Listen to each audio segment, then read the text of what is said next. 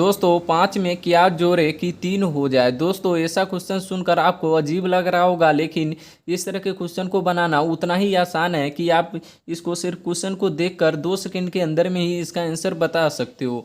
तो चलिए मैं आपको दो तरीका बताता हूँ जिससे आप दोनों तरीके से बहुत ही आसानी से इस तरह के क्वेश्चन को सॉल्व कर सकते हो। तो सबसे पहले मैं आपको बेसिक तरीका बताता हूँ, उसके बाद मैं आपको ऐसा ट्रिक बताऊंगा जिससे आप सिर्फ क्वेश्चन देखकर इसका आंसर बता सकते हो। तो सबसे पहले हम बेसिक तरीका से सीखते हैं। यहाँ पे बोला गया है 5 में क्या जोड़े कि 3 हो जाए। तो हम क्या करेंगे, यहाँ पे जो भी संख्या दिया रहेगा हम उसको यहाँ पे लिखेंगे। उसके बाद में यहाँ पे देखेंगे क्या बोला गया है, तो यहाँ पे जोड़ने के लिए बोला गया है तो हम क्या करेंगे, प्लस लगाएंगे।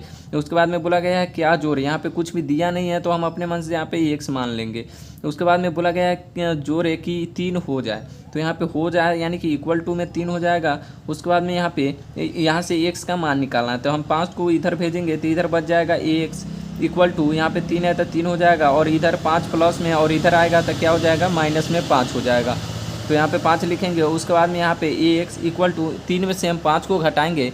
कभी भी हम छोटी संख्या में से बड़ी संख्या को घटाते हैं तो यहाँ पे उसका यहाँ पे माइनस में आंसर आता है, यानी कि यहाँ पे कितना हो जाएगा, -2 हो जाएगा।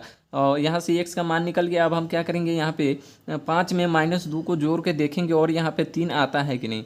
तो यहाँ क्या करेंगे, 5 प्लस यहाँ पे कितना जोड़ना है, -2 जोड़ना है, तो यहाँ पे हम ब्रैकेट के अंदर -2 लिखेंगे।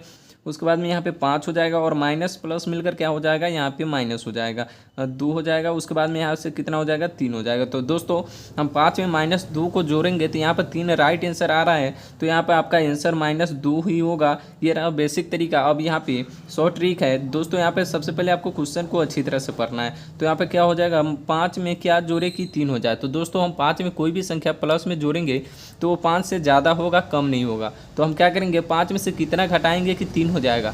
तो हम 5 में से 2 को घटाएंगे तो 3 हो जाएगा, लेकिन क्या करना है, उस संख्या में सिर्फ माइनस लगा देना है, यानी कि आपका राइट आंसर क्या हो जाएगा, -2 हो जाएगा।